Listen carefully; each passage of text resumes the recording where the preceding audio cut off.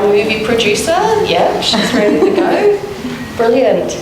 Hi everyone, I'm Michelle Ryan. I'm the Director of the Global Institute for Women's Leadership. Thank you so much for being here with us today. I'd like to just start off with an acknowledgement of country. So I'd like to acknowledge the traditional owners of the land on which we meet, the Ngunnawal and the Ngambri people. And I'd like to pay my respects to their elders past and present, and to any Aboriginal and Torres Strait Islander people in the room as well. I'd also like to acknowledge that this land was never ceded, and it always was and always will be Aboriginal land.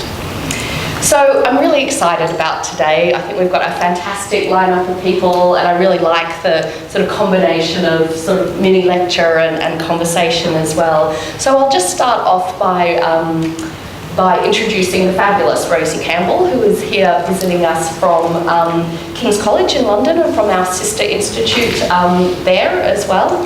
So Rosie is a Professor of Politics and a Director of the Global Institute for Women's Leadership, so my sister director, which is fantastic.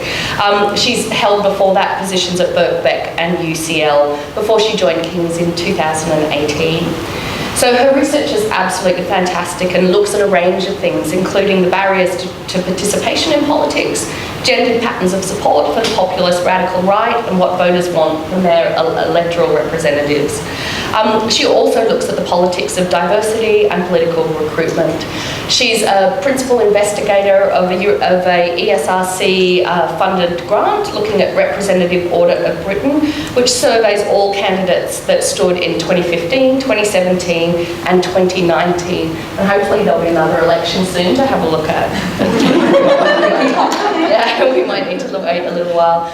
She's worked with a whole range of partners and collaborators as well, but has worked with the Fawcett Society, the Expert Panel on Electoral Reform for the Welsh Assembly, the European Human Rights Commission, BBC Radio 4, Women's Hour, which is my most favourite radio show of all time, and the Electoral Committee. Can you please join me in welcoming the fabulous Rosie?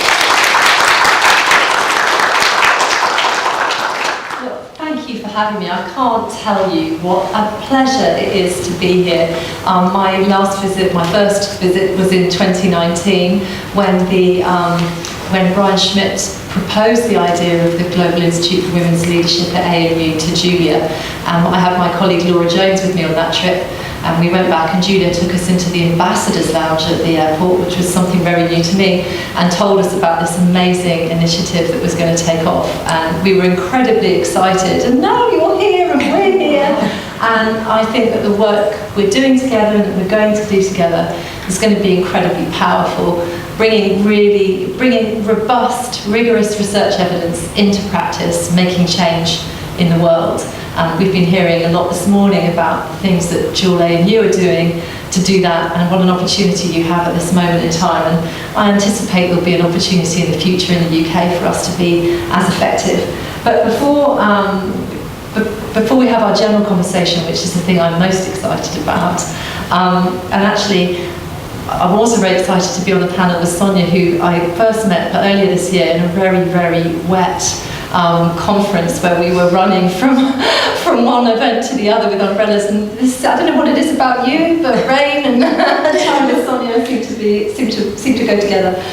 So I'm not going to take up too much of the time with my own thoughts about the British case, because it has been an interesting time in terms of gender and voting in Britain, but I'm also really interested and intrigued and want to learn more about what's been happening in Australia. So this will be a fairly brief presentation, but I'm going to talk to you about some research that I've conducted with a colleague of mine from Manchester University, who's very conveniently also called Rosie. And we were looking, in this paper, Rising with the Tide, Gender and the Vote in the in the 19 general election, but we've actually written various papers on this subject, and this is sort of adding to that body of work. So the inspiration for the title comes from Norris and Inglehart's influential book, The Developmental Theory of the Gender Gap.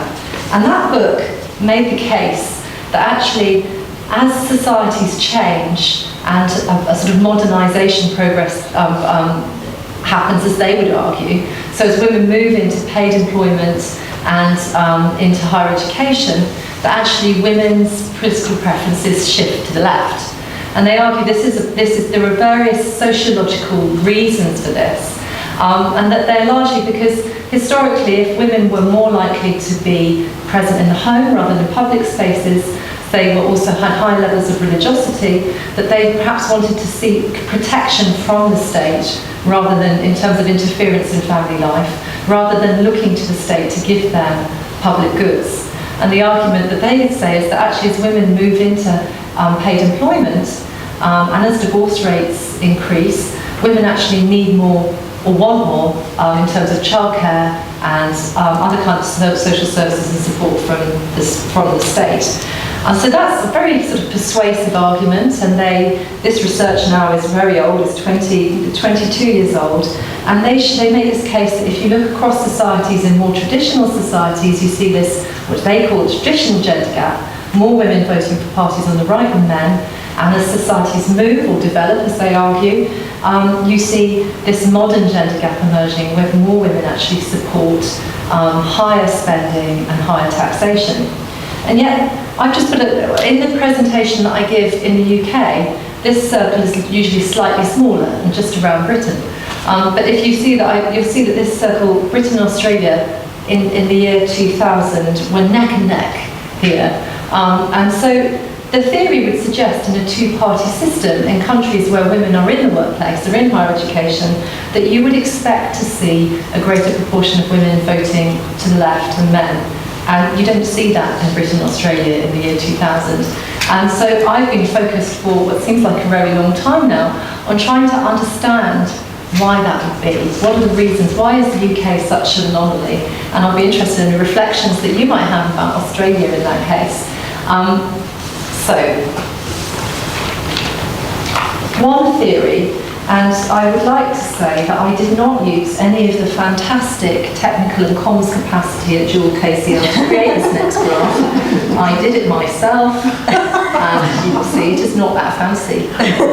But what I'm just trying to illustrate in a very, very rough and ready way what I thought might be going on in the UK, and you can tell me if that happens, if that's true in Australia. So. Party ideology, gender ideology. So does the party espouse a commitment to women having equal access to paid employment and education versus how integrated are women in the party? Are they well represented as MPs and throughout the party? And then I've just put a little, this is not scientific, just to be absolutely clear. I've just said, I think that the Democratic Party in the US is about there. I put the Labour Party in the UK in a similar kind of position. The Conservative Party in the UK, and I'm not talking about right now because I'm going to get us to right now. So this is in the period between 2005 and 2017. The Conservative Party in the UK had deliberately tried to present itself as more feminist. David Cameron's first speech as leader of the Conservative Party, he chose to deliver that from the old Equal Opportunities Commission, which was focused on gender equality. And in his first speech as leader, he said, we're going to get more Conservative women on our benches in Parliament, and we're also going to address work-life balance issues. And he really deliberately tried to target women voters. And he brought in this A-list policy. So at the time, the Labour Party, as the same as the Labour Party in Australia, had a quota system for women or in the shortlist system. That wasn't the case inside the Conservative Party, but he said the top 100 target seats, we're going to have an A-list, the best candidates, and 50% of them are going to be women and 50% are going to be men. And they're going to be representative of the ethnic diversity of Britain as well. And there were a number of selections made from that list until the party absolutely piled on and insisted that local constituencies must be able to select candidates from outside that list. So for a short period, it was almost, as though they had quotas, but that was watered down very quickly. But what it did mean is that the party went from about 9% women MPs up to 23%. The Labour Party in the UK now on over 50%. But where would we put the Republicans on this scale? Well, I mean, I don't know, probably it should be off the scale. Where would we put them? So my argument has, in my mind, is with the two contexts, the US and the UK, why would we see this? One possibility is actually the whole Norris and Inglehart thesis is really very sociologically driven. There's a link between values and attitudes and party choice. But where do the parties sit? And actually party behaviour will make a huge difference in terms of the choice that you have at election time. So a gender gap perhaps will only manifest itself if the choice is one where you can express that difference. So that was my hypothesis. So what actually happened? Well, this is between 1945 and 2015, and the blue lines represent when a greater proportion of women voted Conservative than men. And actually, the gender gap is not significant from the 1970s onwards. So basically what you see in the earlier period is women were significantly more likely to vote Conservative than men, and that gradually declines over time. But we don't reach the modern gender gap in the way that so many other countries do. But 2017, ta-da! We see a little red line. And this was really interesting to me, having been studying since, the first election I studied was 1997, and in that election I found that under Tony Blair and New Labour, they managed to secure a greater proportion of a very particular group of women, professional women who were mothers. They got a disproportionate number of those votes, and those were votes that would have traditionally gone to the Conservative Party. And so the strategy of focusing on education and the NHS and having more women MPs seemed to have been successful for Labour, but it didn't tip over to the point of getting this aggregate level gender gap. But in 2017 we see it, and I was really curious about this, but also didn't want to run around saying the modern gender gap has arrived, because we see such a long period when it wasn't there. Could this be a blip? It was a very unusual election. Immediately after the Brexit referendum, a huge focus on, strangely given it's only a year after Brexit, this election didn't really become about Brexit. The most salient issues were actually about tax cuts and austerity and needing to invest in the welfare state. And there were quite large gender gaps in terms of attitudes to public spending, with women more hostile to spending cuts than men. And obviously, at this point, Jeremy Corbyn was the leader of the Labour Party. There was a much bigger ideological distance between the Labour Party and the Conservative Party than there have been since Thatcher's era, really. So would this be a blip and that would disappear in the next election? No, almost exactly the same. And when you dig into the data, it's younger women that have become more Labour supporting, and I count, it's under 50. Who knew? So what's driving this? Well, this is absolutely fascinating to me, because for so many years I've been talking about gender and voting behaviour on panels with politicians, with journalists, and it's a side issue. And then this gender gap appears, and you think, well, this is really driving a lot of what's happening in the elections. And the fact that age had overtaken social class as the biggest predictor of party vote was everywhere in the papers. This was not talked about at all. And I sat on a couple of panels with politicians and mentioned this, and it just wasn't on their horizon. They weren't aware of it, they didn't seem all that interested. So what a big job for me in the run-up to the next election is going to be to draw attention to this gender gap. And I have seen there has been a little bit of coverage recently. So what are the underlying causes? Well, I think the UK in the last few years gives a really interesting example of how the sociological account of gender gaps pays too little attention to the role of party ideology and party position. Because we had these three quite unique elections.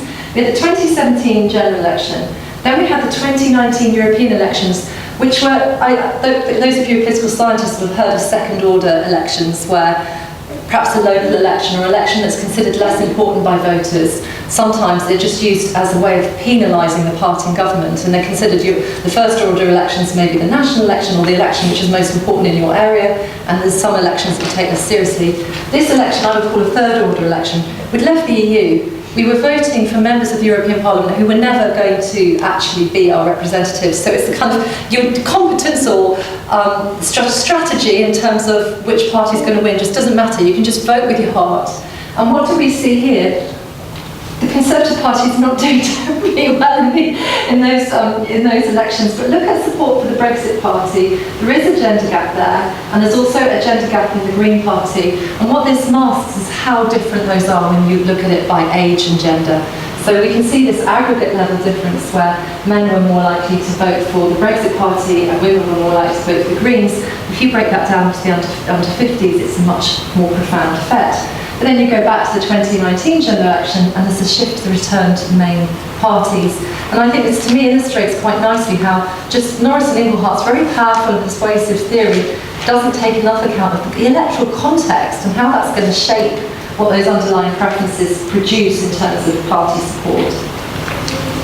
So my colleague Rosie, the other Rosie and I, dug into this to try and work out what was going on. And having been talking about communication styles and academic communication styles, may I say I would not present these graphs in a public-facing audience, but here you can, all they really illustrate is a simple pattern with younger women being more supportive of the Labour Party than men, especially under 50 and especially under 30, and the younger men being slightly more supportive of the Conservatives and the Liberal Democrats.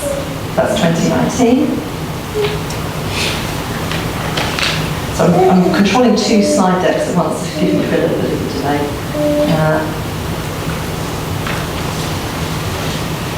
So here, we're running these models to try and see what's explaining the underlying causes. And we start with, the first model is just what you've seen, that's just a straightforward model. Then we add demographic factors, then we add values like left-right position, and then we add EU referendum vote. And what you can see is that when you add the EU referendum vote, that gap disappears. Statistically, the two lines get closer together. So it seems that in 2019, strangely, in 2017, parallel research shows that it was attitudes to austerity that mattered. In 2019, which is actually a further period away from the European referendum, actually it's attitudes to the EU that make a difference. And intriguingly, women were not any more or less likely to vote to leave the EU than men. But if you look at extreme opinions, so those who were very in favour of a hard Brexit, men, and older men in particular, were disproportionately in that group. And so when you look at the younger voters, they were the ones who were more supportive of the EU membership. And again, when you compare younger men and women, there's a gap there. So it's kind of masked in these generational patterns. So to conclude, the modern gender gap, as Norris and Inglehart call it, was first evident in the UK in 1917, and it's persisted to 2019. And I've been scouring opinion poll websites to see what's going on at the moment. There certainly is an aggregate level gender gap in the public opinion polls. But one of the things about those polls is they're often only about 1,000 people. So then if you divide that by men and women and younger men and women and any other kind of intersectional characteristics that we're interested in, it gets quite small. Whereas these British election studies are collected face-to-face random samples with about 4,000 people, so you can do a bit more with it. So I'm waiting to get really good quality data, but that trend seems to still be there. So I think we can anticipate in the next election, whenever that might be, we would expect gender to play a really huge role. And one of the things that interests me is that in 2017, economic concerns were most important. In 2019, it was Brexit. What will shape attitudes to the next election? Certainly, Caitlin, my colleague over here, drew attention to me to a report that's in the British Guardian newspaper today, saying that a think tank that's very closely associated with Liz Truss is recommending policies to boost growth, like abolishing all state provision of free childcare, which I imagine would have an incredibly positive effect on the British dual earner economy. And I would imagine if we've got a gender gap in party support in the UK now, what on earth would happen to it if any of these policies are actually enacted? So I think it's going to be a really interesting time for drawing attention to gender and voting behaviour and the issues, and I would anticipate it's going to be an absolutely critical factor in the next election. And I'll stop talking and we can talk to each other.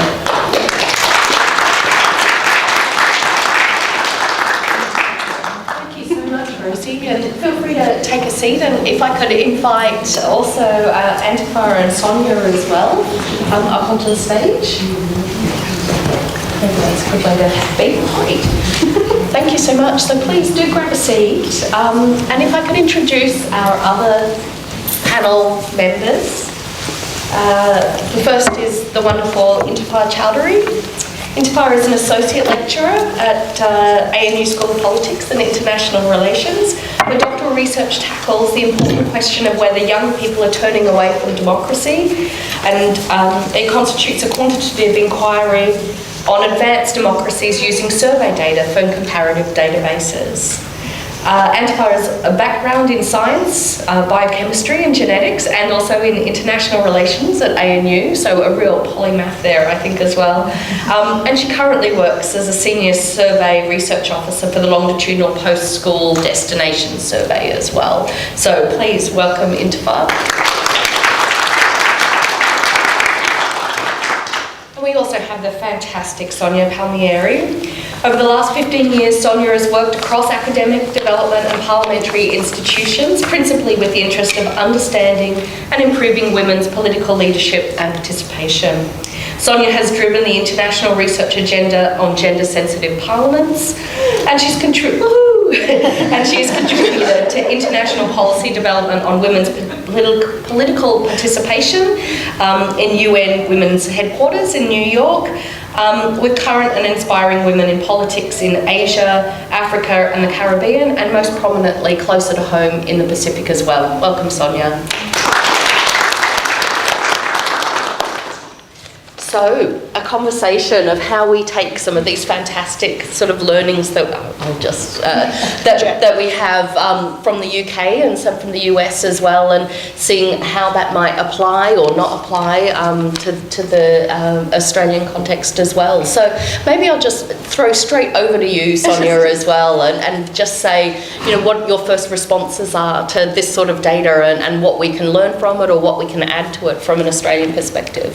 Thanks very much, Michelle, and it's so lovely. I'll also project. It's so lovely to be here with Rosie and Inti, who I know so well, professionally and not professionally, in a gym kind of situation. I think the first thing to note is that Australia has also mirrored this kind of experience of a gender gap phenomenon amongst voters, but with a few twists and turns. So mirroring, I think, my own academic career, I started looking at the gender gap very early on in the early 90s, and at that time it was kind of suggested there was never going to be a gender gap. It was in fact disappearing.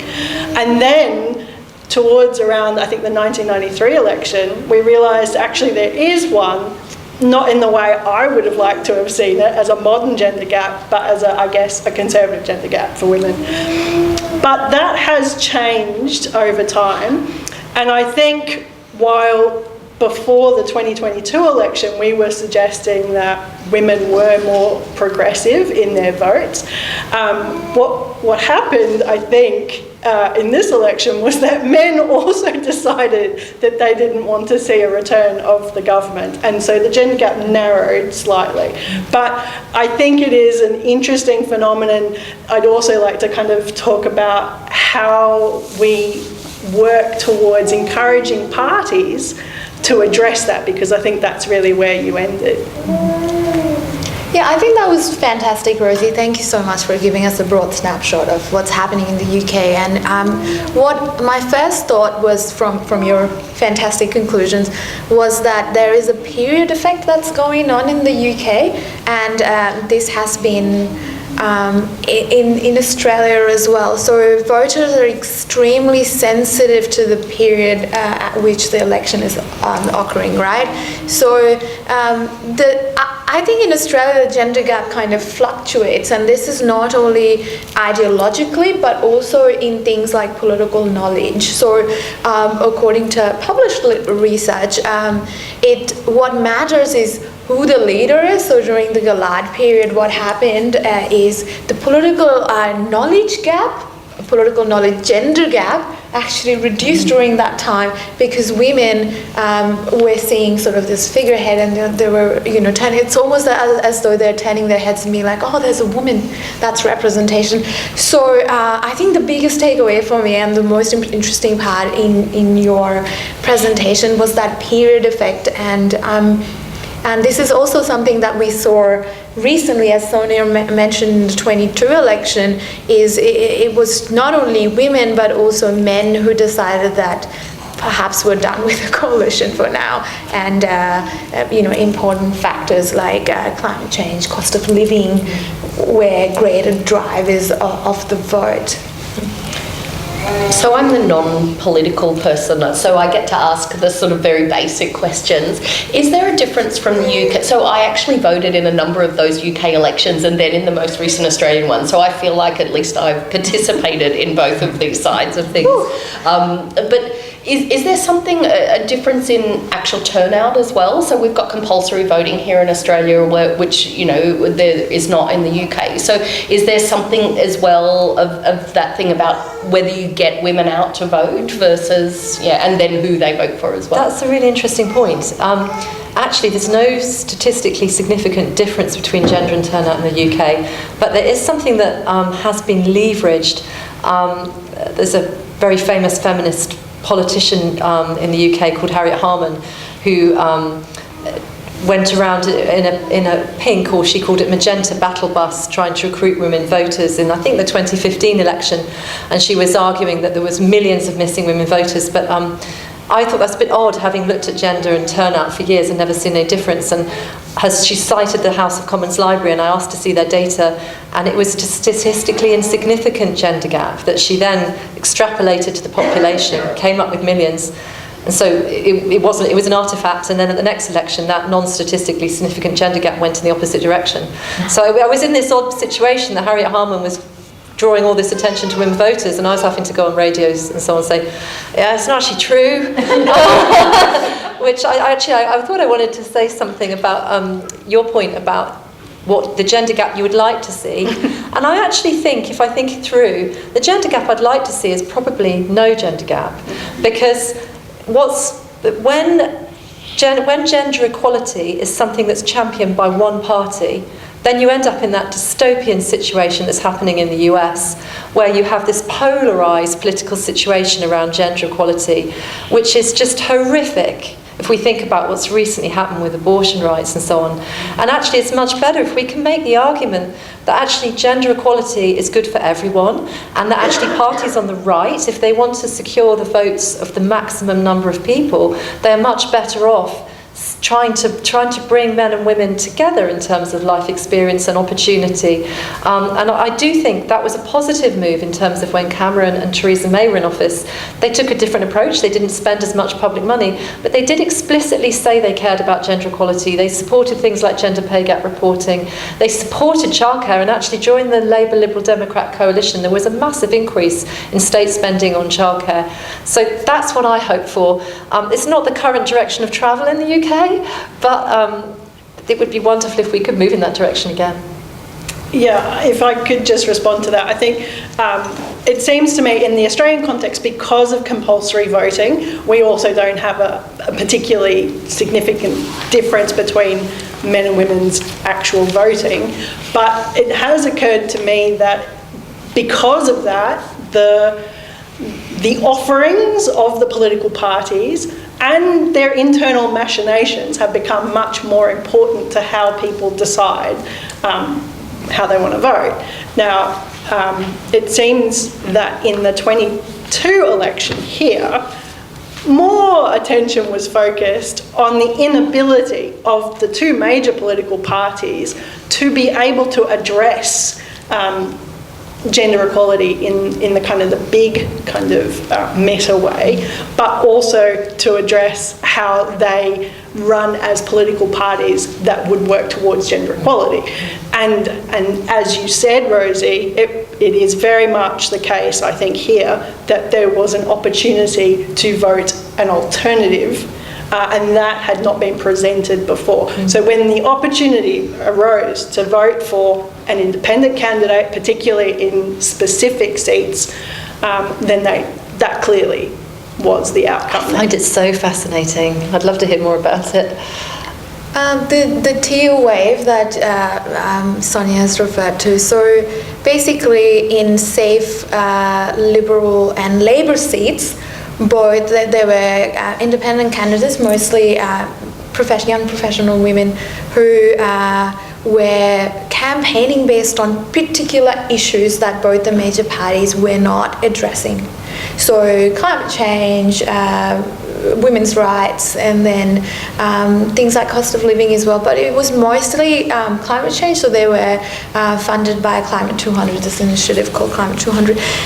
So it was, as Sonia mentioned, an alternative for voters who were, and it was like evidence for disenchantment of the entire electorate away from the two.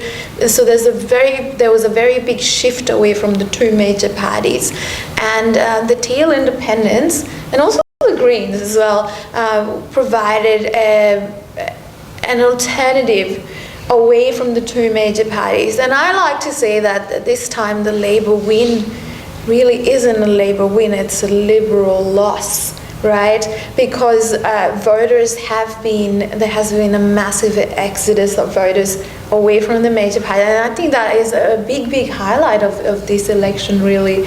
So Teal independents, I think, will be quite heavy on the Labor Party in the next election as well.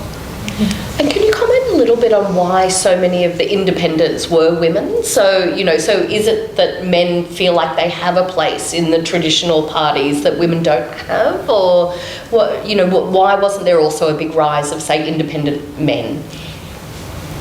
Well, that's a very interesting question. I think my first thought would be there was a lot of frustration among women, and especially given the events of last year and about the parliamentary horrors, as I like to call it, as a place which is meant to be the sanctuary for rule of law. There were all these horrific incidents of bullying, harassment, rape, if I may.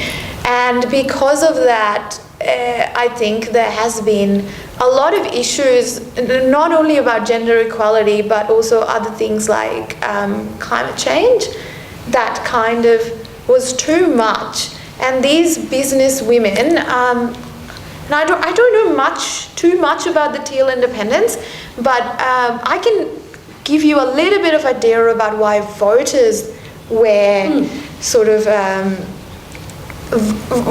like wooed by these Teal independents. They were women, and they were focusing on specific issues. Now, what research shows is that there has been a generational shift away from party politics to issue-based politics. And what these Teal independents were offering were particular issues that were not being addressed properly. And that's why it was easier to sway these voters, because the amount of swing voters have been increasing as more millennials and Gen Zs are entering the electorate. So the oldest millennial is 42 this year, right? Next year they're going to form 44% of the electorate. So that's huge, right? And all these voters are voters who are not towing along party lines.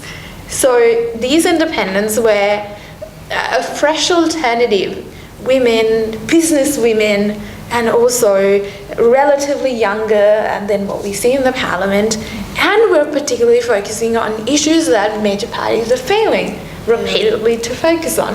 Yeah. So, yeah. I think that's really interesting. We did a small piece coming up to the election, and one of the findings in that was that there, of the female voters, there were more, I wouldn't quite say swing voters in that political sense, but undecided. So really even a couple of weeks out, a much bigger proportion of women were undecided compared to men.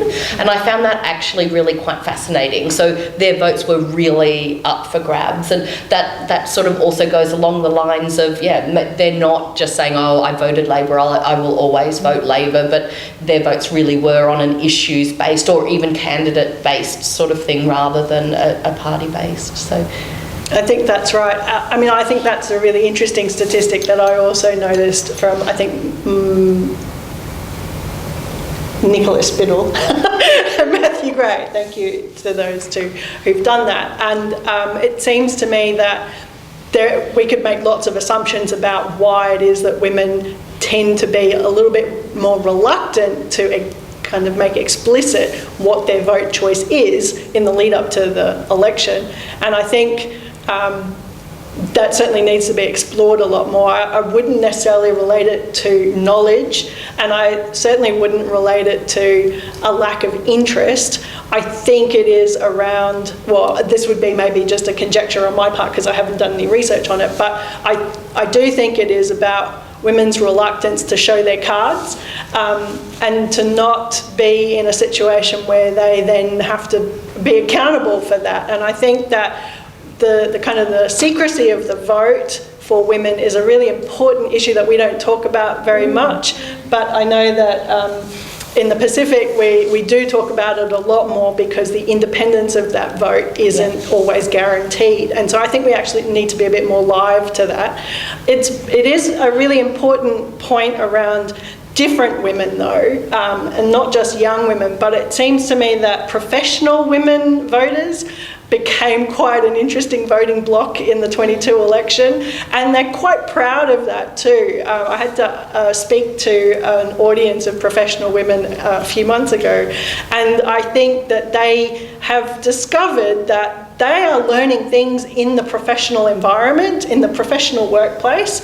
They are talking about gender equality, they are talking about diversity and inclusion, and they would like to see those issues replicated in the parliament. And as Inti says, we have seen a failure, a complete failure to acknowledge inequality and a complete lack of diversity in our federal parliament, at the expense, I think, of women's political participation and leadership.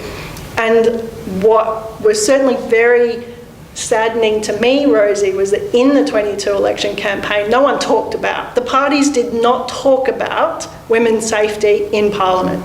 It was not an issue that was raised, and in fact, women's safety was an issue addressed by the Teal Independents. Now, you could argue that they saw that as a kind of a self-serving conversation and that voters didn't want to know about that, and maybe that's how they justified that to themselves. But I think it was a clear mistake because they definitely misread. And I think there was a lot of commentary at the time about the fact that we'd had these amazing marches for justice in which not just women, but men, people of diverse sexual representation went and made their voices very clear that enough was enough, and then there was nothing in the campaign to hook onto. So I really do encourage you, as you said, you want to go and do all the talk shows, do the talk shows, raise the flag, because otherwise they won't.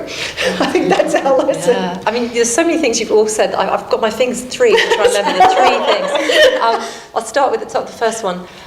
This is an incredible frustration of mine, because when issues of gender equality become salient to voters, there seems to be amongst commentators and the political class a reluctance to believe that really could be an issue. And I remember when I was doing my PhD and I was talking to some politicians and journalists, and I said childcare would be a big political issue, and they laughed at me. And of course it's become a huge political issue in the UK, absolutely huge. There's a sense that this is a marginal side issue amongst the political class. Often it's not something talked about, and that, you know, the most powerful advocates, someone like Harriet Harman, is known as Harriet Harperson, to take the mickey out of her. And so sometimes they're taken by surprise when the electorate have moved on, and I think that's what's happening in the UK with this gender gap. So I do think the issue, obviously, of gender-based violence, you know, there have been huge protests in the UK too, and I think it would be a real mistake to ignore that. The second point you were making about professional women, I think that is a real thread, because in the New Labour period, it was professional women that the Labour Party recruited. And I think that's because, in using British language, working class women were probably always more likely to be voting Labour. So for the shift to happen, it had to be among a group that were traditionally voting Conservative. And those women could see, actually, there are things I need from the state. I want good childcare, I want high quality education for my children, I want a really functional NHS, and actually I'm prepared to pay a bit more tax to get that. So that group being really pivotal. Also, of course, all the privilege and so on, and ability to raise one's voice and all of those kind of things are part of it. But I think in the next UK election, I'm interested to see what parallels we may or may not see. I think what could happen in some of those seats that were Liberal, where the Teals are attractive because of concerns about the environment and gender equality, it might be that the Liberal Democrats fill that place in the UK. Certainly, if you look at some of these projected electoral maps, and the polls have gone absolutely crazy. I mean, the Labour Party's had its highest predicted support in the polls ever in the UK. But where you see tiny pockets of Liberal Democrat, it's just outside London in areas that would be very traditionally conservative, and I think that might be the parallel that I find really interesting. And then the last point that I wanted to make was your point about undecideds. Women are always less likely to have decided how to vote running up to an election. It's a historic trend, and the research that tries to understand that you've all hit on the various multiple sources of the explanation. One of them is that women are less interested in formal party politics, and the people who are more interested in formal party politics then are more likely to have a favourite party. So the more ingrained and interested you get, you're following at the end, you're more likely to have a party that you support. So women are always more likely to be in that group. But that interest in politics, and I think this is your sort of role model effect that you mentioned about that lovely, I think it's Ian McAllister's study about when Julia was in office, that actually when you have there's lovely studies from the US showing in states where there are better representation of women, women's interest and knowledge about politics goes up. So there's that kind of virtuous circle there. So the interest and knowledge are important, but it's the kind of what's motivating your passion and your interest. And so I think the context that you were describing of this specific election, the women are always more undecided, but maybe this is enhanced in this particular context that you were talking about. I find it fascinating. But it's another reason why it's very strange to have so many parties seem to have a focus on a certain group of male voters, and yet if you were to think about in the population who could you persuade, if you just go for a core vote strategy, it's quite hard to win elections. Who are the persuadables where they're undecided? People who are less interested in politics are that group. So overrepresented in that group are women, younger people, people from ethnic minorities, in the UK at least, and yet they're not usually the focus of campaigns. No. I mean, we do know that in the 22 election, more women ran as candidates. And that is a really important phenomenon. Obviously, you've got to be in it to win it. But we also need to be really careful, I think, in the Australian context, of the diversity of the electorates across the House of Reps, because they're not all the same. And of course, socioeconomic demographics play into all of that. But I kind of think that the general phenomenon of not being happy with the competence displayed by the former government, that's potentially uniform, and then the degree to which you could then choose to differentiate your vote depended very much on the electorate itself. So I think we haven't been very good yet at disaggregating the data by electorate yet. So I would like to see that, calling out to the political scientists in the room to do that work. But I think. And then we would know a little bit more about what drove some of those. I think we also have a phenomenon in Australia around very different attitudes towards gender equality amongst the population. And for me, I think some of the key areas of future concern are with millennial men. And their kind of fairly traditional views of gender equality. Sorry, I was just pointing to a millennial man in those. I think this is an interesting point, if I may plug in. Speaking of electorates, though, some of the safe Liberal and Labor seats in Queensland, actually, Queensland tends to be a little bit more conservative than the rest of the other Australian states and territories. Queenslanders. However, this time around turned green, actually. And most of those electorates were inner city electorates, which had high proportion of young and first-time voters, so youth voters. Sorry, guys, I had to plug in about youth voters. They turned green, actually. Because there were no teals. Yeah, there were no teals, of course. Green's the closest colour.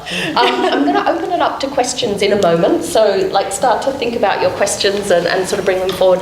But maybe just to sort of wrap up a conversation here, if if we're thinking about what women want as voters, and if we know that they're often undecided, so if we're coming up to the next UK election, we've got a while to go, you know, until, what advice would you give to a politician to, you know, to say if you wanted to get this potentially undecided women's vote and bring them in, what should they be doing? What should they be looking at? How should they be approaching that strategically? Rosie? I think I do try and say this as often as I possibly can.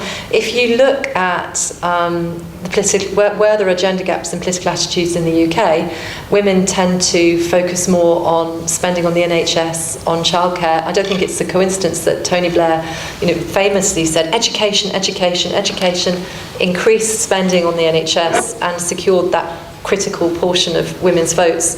I think it's not rocket science, actually. It's about providing opportunity, you know, the infrastructure, the core care infrastructure that we all know is so important post-COVID. It's actually incredibly easy to say what you should be doing. It's just running counter to the direction of some of the political narrative in the UK at the moment. Sorry, I'll just project.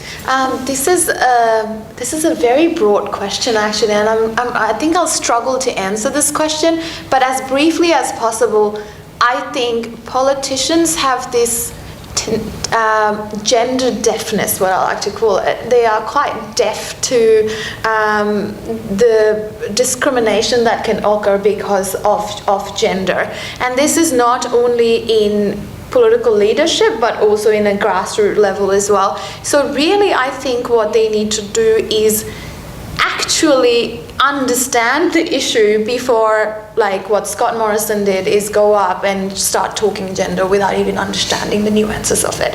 So really understand the issue, and for that you need to listen better. And to listen better, you need to have more women and also gender diverse people, and actually understand the struggles and how it manifests in a political level before addressing it. I don't think politicians understand it yet. Yeah, great. I think that's right. I'm going to say, sadly, in this country, not all women are interested in gender equality. So I say that very sadly. And so I think we kind of have to be cognizant that the women's vote might not always be a progressive vote, and therefore that progressive policies may not always be the way in which you would attract women voters. Again, I'm very disappointed and sad by that, but obviously I also want other people to be voting for those policies as well. I think one kind of critical, and just to kind of reflect what Inti is saying, there is a critical misunderstanding of what gender equality means in Australia, and particularly by our political class. So I do think that we had a period here in which gender equality was seen as equity policies that would always benefit women to the disadvantage of men. And certainly the former Prime Minister Scott Morrison was keen to ensure that, okay, we can have this idea of gender equality as long as it doesn't disadvantage men. Now, that's not a very nuanced understanding of gender equality. I would want to work, I think, with the political class to ensure that understanding is a little bit more nuanced and deep. And I think that would then inform the way that they should be reflecting that communication with their constituencies. That is a long-term project in Australia, I think. But we're up for it. Well, we're up for it. Yeah, that's right. Terrific. So questions. I see Elisa's got a hand up there already, and then I see Ken. Yeah, so I can't help but come to defence of Queensland. Yeah, it's like you were going to say this. Because I did research last year with my colleague on how women voted during the Queensland 2021 or 2020 elections. It was the first Australian election that happened during the COVID pandemic. They voted in the Labor government. Queensland has always been Labor, whereas the rest of the country haven't. And there's this idea that Queensland is the backward state. I've got the data right here, and it's Queensland men who are backwards in the state. So actually looking at statistics, so it's statistically insignificant between kind of Brisbane and country Queensland areas when it comes to who votes for Labor, but for Liberal, more Liberal voters in Brisbane are this big kind of, it's like a 4 percentage point difference. And it's actually the One Nation men voters in rural Queensland which really tip the tide. So it's very fascinating when you drill into it. It's not actually Queensland voters who kind of bring back the state, it's Queensland men voters. I find that fascinating. And it also made me think of a little bit further when you're talking about, who turns out to vote in the UK, Rosie. I was interested, statistically insignificant, you were saying between men and women. How much do we know about drilling down into the intersectionality of that too? Because we know in Australia, for instance, informal votes or donkey votes, some people, First Nations, super remote communities and the rest, there's a lot of issues, particularly with COVID, actually being able to get your votes in. There's also disengagement from particular groups, socioeconomic groups, culturally and linguistically diverse groups. Even in the marriage plebiscite here in Australia for same-sex marriage, in 2018, everything was issued in English only. It was a postal vote. There was a lot of migrant communities that simply didn't understand. There was no kind of cultural context. So I just was wondering, if you drill into some of those details to get more, statistically. Yeah, it's a real problem in the UK that the opinion polling often. So in the UK, about 14% of the population is what we call black and minority ethnic, and I know there's a whole different language and understanding in Australia. So it really means visible minorities. I think if you are say of Eastern European heritage, you probably wouldn't be picked up in that category, and that 14% spread over the country means if you've got a national sample of 1,000, you've got a real, and then you want to break that down into different categories, it's really poor data. And so then you've got a city like London, which is 45%, something like that, black and minority ethnic. So you can have polls of London that sort of give a more interesting. But so there was this fantastic study done in 2010 called the British Election Study Ethnic Minority Study, and it was a booster sample to the election study that just went out and oversampled people from various different ethnic minorities, and it does show, as you would expect, that some ethnic minority groups had lower turnout. Not all of them. There are some very privileged ethnic minority groups in the UK in terms of educational outcomes and wealth, and then there are those that do have linguistic barriers and so on. And if you look within the more marginalised ethnic minority communities, then women are less likely to turn out. But to get to that level of nuance, we haven't had data of that quality for 12 years, and there's a lot of lobbying to try and get it. It actually cost as much to get that data as the whole election study itself, so to try and get government agencies to pay for it has proved difficult. Yeah, that's the whole problem, I think, sometimes with these big data sets, is that there's just so many machinations and reluctance to actually update, like even just, to get non-binary or gender diverse data, it's so hard, and you're constrained by the data that you have. Yeah, so we just have to be very careful. We're always saying, well, in 2010, that's a long time ago now. Yeah. There was another question up here. I was going to ask a very similar question, but very interested in kind of, once we drill down into different demographics, looking at some of those kind of gender outcomes, and particularly interested in if you have any thoughts or reflections on what we might kind of want to look out for, as in Australia we look down the barrel of a referendum campaign of Indigenous recognition in the Constitution. Any kind of gender reflections, especially when you look into First Nations communities, and anything in the UK context as well, would be interesting. I think, touching on what Elise was saying, the really important thing for the referendum will be access to information. And I do think that the Australian Election Commission,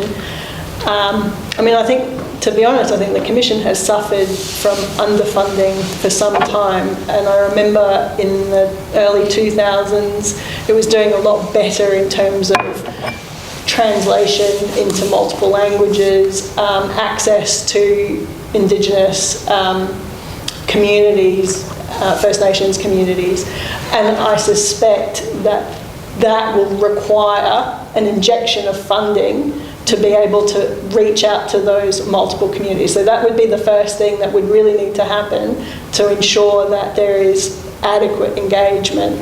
I mean, it's funny, my brother lives in Italy and they've just had an election, and he was telling me about, and yes, of course, it's a really horrible outcome, but the fact that the election was held on a Monday, and and that's a kind of phenomenon in the US as well, and so where you don't have publicly funded elections that happen on a Saturday where there's compulsory voting, there's a whole lot of problems about access to participate. Australia tends to be a little bit better, but if we don't continue to really ensure that that is the standard that we want to continue to maintain and support that, we will have a problem with the referendum, I think. Is it compulsory voting for the referendum? That's a good question. I think yes, so. yes.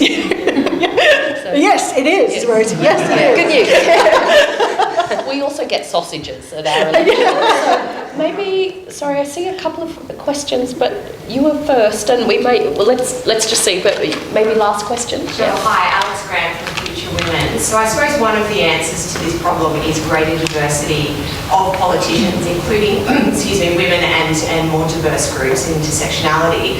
And I know that Kate Jenkins has written the Set the Standard report, and one of the outcomes of that is to create a strategy to achieve greater diversity over the next decade. But what would you like to see in that strategy in terms of practical actions that will achieve greater diversity in Parliament? Well, I don't know Australia, so I'll just say something. I think, having run this candidate study for a number of years, that when we do the qualitative, well, first of all, we did the quantitative work, and we were asking about the costs of seeking selection, and I don't know if it's the same in Australia, but not once you've been selected as a candidate, when the party actually provides a lot of support. When you're trying to seek selection as a candidate, I was really shocked by the numbers they were putting in, really, really high numbers in thousands and thousands of pounds, sometimes 40, 50, 100,000 pounds. And when we went and spoke to people, it was things like foregone earnings, renting in the constituency, childcare, that made it really clear that although we've got quite good regulation around spending on constituency campaigns, and you don't have to be super wealthy to run for office, actually, if you are in a poorer socioeconomic group, without the support of a trade union, it would be incredibly difficult to run. And so I don't know what the situation in Australia is, but I think we don't want a situation where the only women and the only people from ethnic minorities who can get elected are those who are disproportionately financially well off compared to that group in the population, and that's something I'd really want to see change. Sorry. No, you go. I mean, I think political parties in Australia have proven that they are not very good at selecting diverse candidates. So clearly there is a pre-selection problem within political parties. So I think that is the first thing that needs to be addressed. I think the big thing that needs to be addressed is the way in which our parliament works, because it doesn't attract quality candidates. And I think, Michelle asked before, what was it about those teals that kind of attracted them? A lot of the time, and this is some really fantastic work that Carolyn Hendricks here at the ANU has been doing, the communities chose them. And they went out and they did lots of consultation. In some cases, they actually put ads in the local paper. Now, it's clear that those independents had a much easier way of getting elected by their constituencies than through political parties. And I've known women to say, I stood 4 times and I'm really sad that I didn't back myself earlier. I'm sorry, your party didn't back you earlier. So the parties themselves are the major problem. And is this an aspect of seat winnability, right, as well? Because a lot of the Teals would have had a more natural home within the Liberal Party, right? Yeah. And we know from the data that they were not putting women in winnable seats. So you make your own seat, right? Absolutely. Yeah. You create your own pathway, right? Because the other pathway is blocked. And I think that is a kind of if the parties themselves aren't recognising that, then I really am sorry for them because they're not doing enough reflection. Yeah, no, that's Okay, I know there were a couple more questions there, but I'm really sorry. You know, it is 12 o'clock and I'm not sure whether they need the room sort of afterwards, but we also know other people have places to go, but you might also be able to pop down and ask a separate question of the panel as well. So can everyone please, you know, join me in thanking our fabulous panel, Sonia, Rosie. Wanted to say a big thank you also to Emma and Emmeline and Nat, who, you know, there's always people behind the scenes that make these things happen as well. So thanks everyone. Thank you.